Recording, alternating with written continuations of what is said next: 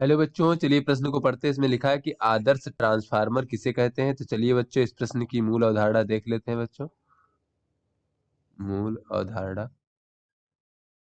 बच्चों इस प्रश्न की मूल अवधारणा में हम देख लेते हैं कि ट्रांसफार्मर क्या होता है। बच्चों तो ट्रांसफार्मर में हमारा एक क्रोड होता है। इस प्रकार से बच्चों ये हम क्रोड बना लेते हैं यहाँ पर। ये बच्चों इस प्रकार से क्रोड होता है जिसमें बच्चों दो कुंडलियां जो हैं लिपटी हुई होती हैं बच्चों इस प्रकार से। तो ये मान लीजिए हमारी प्रारंभिक कुंडली है बच्चों, या फिर प्राथमिक कुंडली।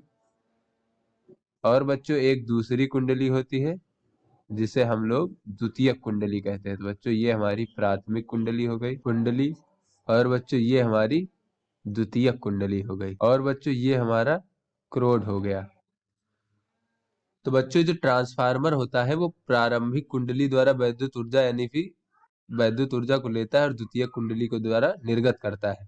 बच्चों इस ट्रांसफार्मर का कार्य क्या होता है। ट्रांसफार्मर का कार्य होता है कि कोई भी प्रत्यावर्ती धारा है उसके वोल्टेज को परिवर्तित करना। ट्रांसफार्मर का अर्थ होता है परिवर्तित करना। तो फिर बच्चों जो इसको वोल्टेज दिया जाता है, एक तो हमारा ट्रांसफार्मर ऐसा होता है जो दिए गए वोल्टेज को बढ़ा करके भेजता है बच्चों, और एक ट्रांसफार्मर होता है जो दिए गए वोल्टेज को घटा करके भेजता है। तो बच्चों जो ऊंचाई ट्रांसफार्मर होता है वो दिए गए वोल्टेज को बढ़ा करके भेजता है, और अपचाई ट्रांसफार्मर जो है बच्चों दिए गए वोल्टेज को घटा करके भेजता है। तो बच्चों ये हमारा ट्रांसफार्मर जो है ये प्राथमिक कुंडली के द्वारा बच्चों वोल्टेज को लेता है और द्वितीय कुंडली के द्वारा निर्गत करता है। तो इस प्रकार से बच्चों यहाँ पर अगर देखें तो प्राथमिक कुंडली में प्रवाहित धारा बच्चों को हम आईपी मान लेते हैं, और ये इसके सिरों के बीच विभवांतर वीपी मान लेते हैं। इसी प्रकार बच्चों द्वितीय कुंडली के सिरों के बीच विभवांतर वीएस और बहने वाली धारा को हम आईएस मान लेते हैं। बच्चों इस प्रकार से ये हमारा ट्रांसफार्मर होता है बच्चों। तो चलिए अपने प्रश्न को हल करते हैं और देखते हैं कि आदर्श ट्रांसफार्मर किसे कहते हैं। आदर्श ट्रांसफार्मर,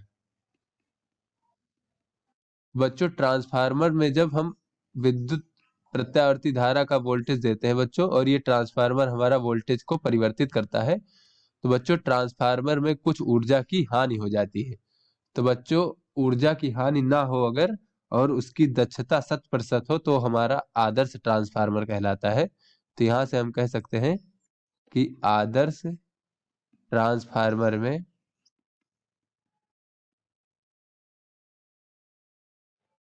कोई या किसी भी प्रकार की ऊर्जा की हानि नहीं होती है। कोई ऊर्जा हानि नहीं होती है, होती है। इसकी दक्षता जो है बच्चों वो 100% होती है। इसकी दक्षता 100% होती है। तो बच्चों दक्षता क्या होती है बच्चों। ट्रांसफार्मर की दक्षता होती है बच्चों निर्गत शक्ति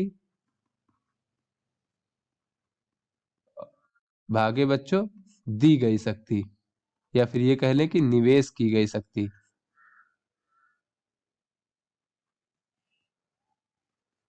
तो बच्चों द्वितीय कुंडली द्वारा निर्गत होती है और प्राथमिक कुंडली द्वारा निवेश की जाती है, और गुणे बच्चों 100%। तो इस प्रकार से बच्चों जो आदर्श ट्रांसफार्मर होता है इसकी दक्षता 100% होती है। तो दक्षता 100% हो जाएगी, और निर्गत शक्ति बच्चों द्वितीय कुंडली के द्वारा निर्गत हो रही है। तो बच्चों शक्ति हमारा होता है वोल्टेज गुणे धारा। तो द्वितीय कुंडली के सिरों के बीच वोल्टेज वीएस है और धारा आईएस है। भागे बच्चों निवेश की गई शक्ति, तो प्राथमिक कुंडली द्वारा निवेश की जाती है बच्चों। तो ये हो जाएगा वीपी गुणे आईपी और गुणे 100%। बच्चों ये इस प्रकार से कट जाएगा और एक हो जाएगा। तो यहाँ से हमें प्राप्त हो जाएगा वीपी आईपी बराबर वीएस आईएस। अर्थात बच्चों निर्गत शक्ति बराबर होगा निवेश की गई शक्ति के, जब हमारा आदर्श ट्रांसफार्मर होगा उसमें कोई ऊर्जा का हानि नहीं होगा। तो बच्चों आदर्श ट्रांसफार्मर में जो है कोई ऊर्जा की हानि नहीं होती है। तो ये जो हमारी कुंडलियां हैं प्राथमिक कुंडली और द्वितीय कुंडली, इसका जो ओमीय प्रतिरोध है ये शून्य होता है, क्योंकि बच्चों जो हमारा ओमीय प्रतिरोध होता है उसमें जो वैद्युत ऊर्जा है वो ऊष्मीय ऊर्जा के रूप में उसका क्षरण होता रहता है। तो बच्चों इसका ओमीय प्रतिरोध जब शून्य होगा तो इसमें कोई भी ऊष्मीय ऊर्जा के रूप में हानि नहीं होगी। और साथ में बच्चों ये जो हमारा क्रोड है बच्चों इसमें भी कोई जो है चुंबकीय फ्लक्स की हानि नहीं होगी। तो आशा करते हैं बच्चों ये आपको समझ में आ गया होगा। धन्यवाद।